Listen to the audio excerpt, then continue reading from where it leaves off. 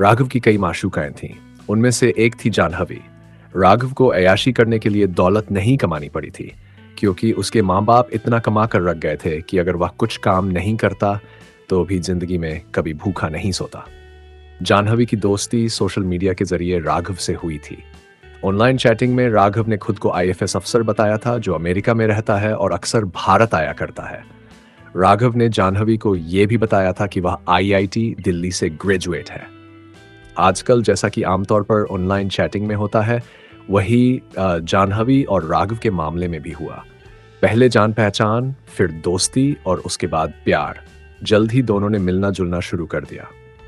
राघव भले ही रांची में रह रहा था, पर जाह्नवी के लिए तो वह अमेरिका में था। इसलिए जल्द ही राघव ने उसे बताया कि वह दिल्ली आ रहा है। दोनों दिल्ली में मिले और कुछ दिन साथ गुजारे। राघव की रईसी का जाह्नवी पर खासा असर पड़ा। वे दोनों एक साथ हरिद्वार, मसूरी और देहरादून भी घूमने गए और एक ही होटल में एक ही कमरे में रुके। फिर राघव अमेरिका यानी रांची लौट गया, इस वादे के साथ कि जल्द ही वह फिर भारत आएगा और अब वे दोनों रांची में मिलेंगे जहां उसके 2 मकान हैं। इन 2-3 मुलाकातों में जाह्नवी सोचने लगी, राघव वैसा ही लड़का है जैसा मैं चाहती थी। वह तो शादी के बाद अमेरिका में नौकरी करने के सपने देखने लगी थी।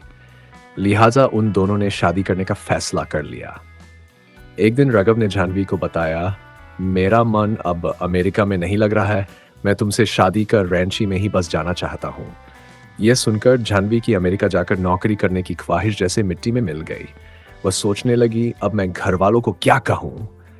मैंने तो सबको बता दिया था कि मैं नौकरी करने अमेरिका जा रही हूँ। जाह्नवी राघव को चाहने लगी थी, इसलिए तुरंत राजी हो गई। आज नहीं तो कल मुझे अमेरिका जाने का मौका मिल ही जाएगा। यह सोचकर वह राघव की बताई तारीख पर रांची आ गई। माँ बाप से हकीकत छिपाने के लिए उसने झूठ बोला, मैं नौकरी करने न्यूयॉर्क जा रही हूँ। क्या करती? सच बताती तो वे कभी जाने नहीं देते। जाह्नवी ने रांची के ही मंदिर में राघव के साथ शादी भी कर ली। अब तो यही मेरा सच है, उसने खुद से कहा। इस दौरान वह फोन पर घर वालों से भी बात करती रही, लेकिन हर बार झूठ बोलना पड़ता। हाँ माँ, मैं ठीक हूँ, न्यूयॉर्क में सब बढ़िया चल रहा है, वह कहती, लेकिन दिल अंदर से कांप जाता। कब तक ये झूठ छिपा पाऊंगी?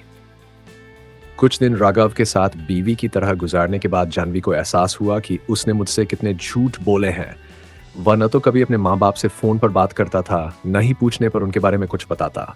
हद तो तब हो गई जब जाह्नवी को पता चला कि राघव वल दर्जे का नशेड़ी है और उसकी दूसरी कई लड़कियों से नाजायज ताल्लुकात हैं। जाह्नवी के पैरों तले जमीन खिसक गई। ये मैंने क्या कर लिया? उसकी आंखों में आंसू थे, लेकिन अब पछताने से क्या होता?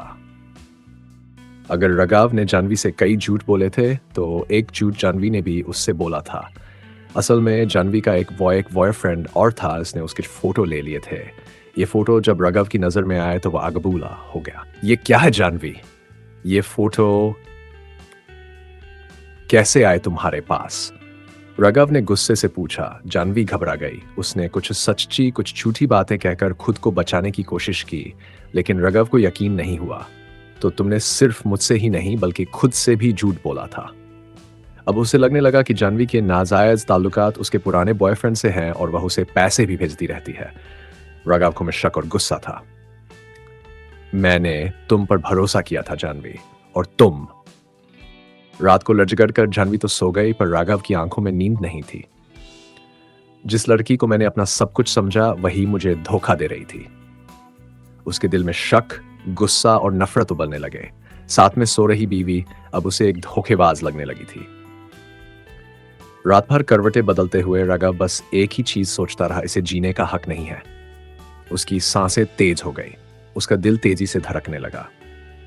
सुबह होते ही गुस्से और बदले की आग में जलते हुए उसने जाह्नवी को मार डाला। कमरे में सन्नाटा छा गया, पर राघव के अंदर तूफान मचा था। अब समस्या जाह्नवी की बॉडी को ठिकाने लगाने की थी। राघव के हाथ कांप रहे थे, लेकिन अब पीछे हटने का कोई रास्ता नहीं था। सब कुछ खत्म हो चुका है, अब इसे छुपाना होगा। उसने खुद को समझाया और जल्दी से घर के बाहर एक गड्ढा खोदना शुरू कर दिया। हर फावड़ा चलाते हुए उसका दिल तेजी से धड़क रहा था। पसीना टपक रहा था, सांसें तेज हो रही थीं, पर राघव बस खोदता रहा। जब गड्ढा तैयार हो गया तो उसने जानवी की बॉडी उसमें डाल दी। एक पल के लिए उसका हाथ रुका, क्या मैं सही कर रहा हूँ? पर अगले ही पल उसने मिट्टी डालनी शुरू कर दी। थोड़ी ही देर में सब कुछ खत्म, जैसे जानवी कभी थी ही नहीं। जानवी के माँ बाप बेहद परेशान थे। उनकी बेटी ने पहले कॉल करना बंद किया, फिर धीरे धीरे एसएमएस पर भी जवाब देना कम कर दिया। आखिर ऐसा क्या हो गया कि हमारी बेटी हमसे कटने लगी? कुछ दिनों तक उन्होंने सब्र रखा, खुद को समझाया शायद काम में बिजी होगी, लेकिन दिल को चैन नहीं था। जैसे जैसे दिन बीते गए उनका डर बढ़ने लगा। कोई अनहोनी का शक होने लगा, न जाने हमारी बेटी किस हाल में होगी। आखिरकार जब सब्र का बांध टूटा तो उन्होंने पुलिस स्टेशन जाकर जानवी की गुमशुदगी की रिपोर्ट दर्ज करवा दी। क्राइम ब्रांच ने जब जानवी के मोबाइल फोन की लोकेशन ट्रेस की तो वह रैंची की निकली, लेकिन जानवी तो न्यूयॉर्क में थी ना। उसके पिता के होश उड़ गए। घबराए हुए वह तुरंत रैंची पहुंचे और सीधे राघव से मिलने गए। जानवी कहाँ है? उन्होंने तमतमाते हुए पूछा। राघव ने गोलमाल बनानी शुरू कर दी। अरे अंकल, आप परेशान क्यों हो रहे हैं? जानवी तो न्यूयॉर्क में नौकरी कर रही है। वह जबरन मुस्कुराने की कोशिश कर रहा था, लेकिन उसके चेहरे पर हल्की बेचैनी साफ झलक रही थी। जानवी के पिता राघव के हाव भाव देखकर चौंक गए। उनके अंदर एक अजीब सा डर बैठ गया। कुछ तो गड़बड़ है, पर वह कुछ कहने की हालत में नहीं थे। उनका दिमाग सुन्न हो चुका था। अगर मेरी बेटी ठीक है तो फिर उसका फोन रैंची में क्यों दिखा? उन्होंने फिर पुलिस पर दबाव बनाया तो क्राइम ब्रांच की एक टीम रांची आई। पुलिस वालों ने योजना बनाकर राघव के घर पर दबिश डाल दी। अंदर का नजारा उफ अजीबोगरीब था। का सारा घर धूल और गंदगी से भरा पड़ा था। सिगरेट के ठून जगह जगह बिखरे पड़े थे और शराब की खाली बोतलें चारों ओर लुढ़की पड़ी थी। ये क्या हाल बना रखा था उसने? जननवी को लेकर पुलिस वालों ने सवाल जवाब शुरू किए तो पहले तो राघव खामोश रहा, सन्नाटा।